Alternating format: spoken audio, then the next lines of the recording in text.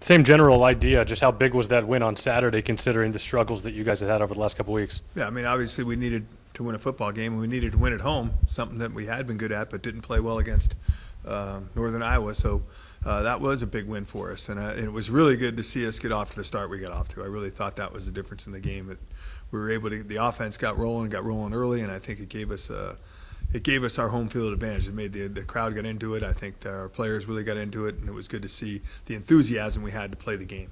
And now you move forward to Eastern Washington. What is it about their offense that is so good? Because they haven't seemed to miss a beat without Vernon under center.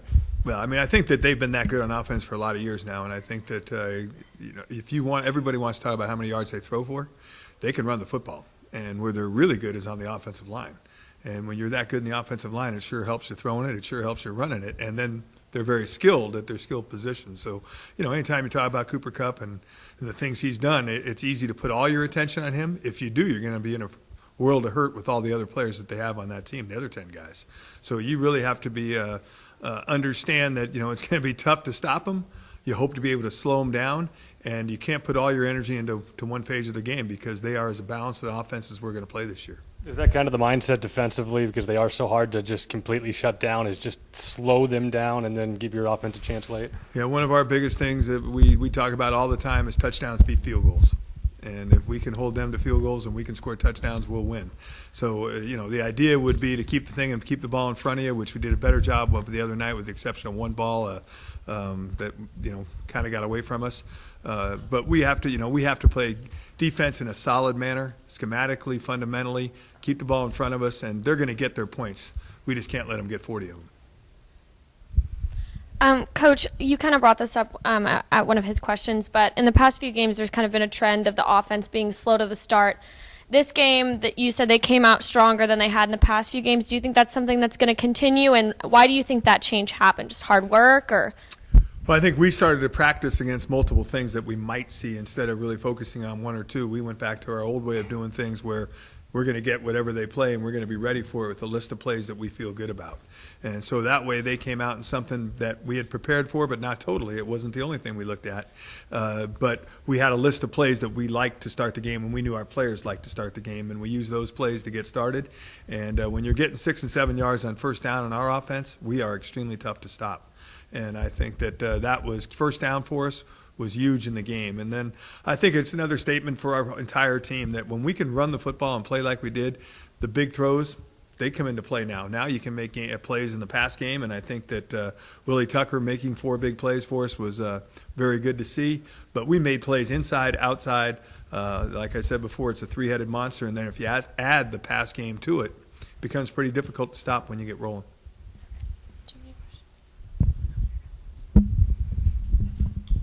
Will this be a high-scoring game, do you think, Eastern Washington?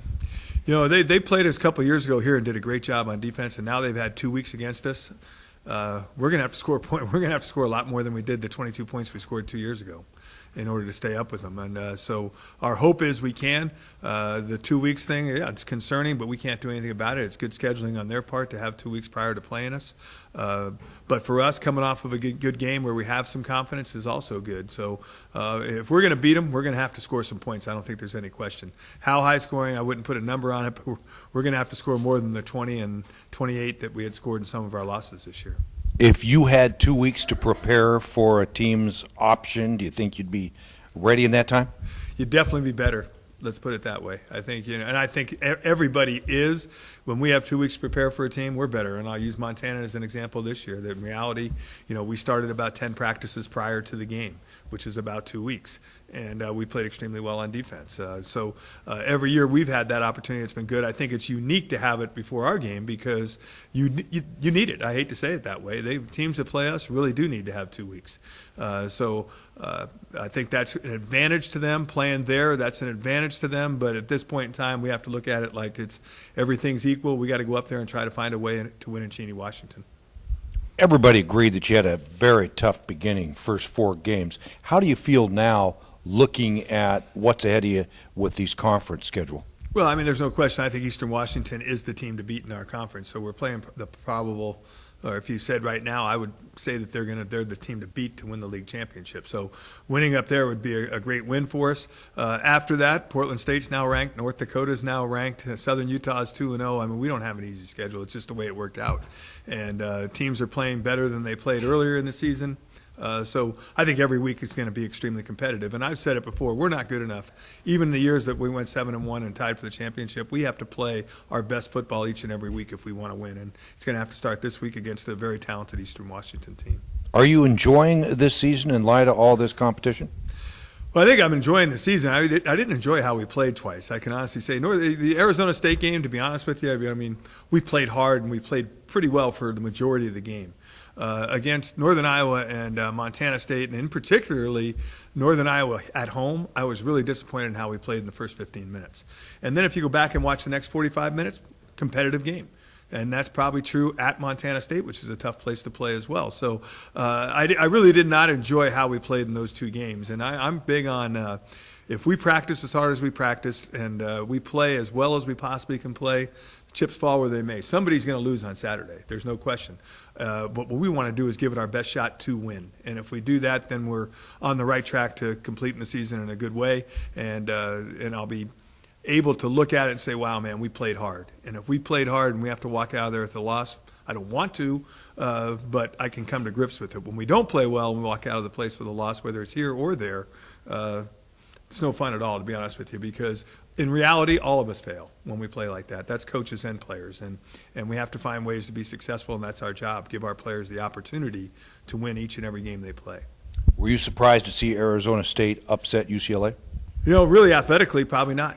But I think with where they had been and with how they had been playing, I think that probably shocked a lot of people. UCLA had been playing really well, but UCLA is pretty nicked up too. They've lost a lot of guys from what I understand. But Arizona State's talented, athletically very talented, and I think against us they played inconsistently, and probably that they were playing Cal Poly had something to do with that. And, if you really watch the USC game, like I said, they did some good things against USC, but they made far too many mistakes, which they also did against us. And, if they clean those things up, maybe they can win some games. Anything else you would like to add at this point in the season? Well, I mean, 2-3 doesn't sound great, to be honest with you. If we were 3-2 right now, I probably would have been much happier with where we are, considering the strength of schedule that we had in the first 6 weeks. So if we can walk out of Eastern Washington with a win, I'm going to feel real good about where we are in the thick of the Big Sky deal. Thank you. Yep, thanks.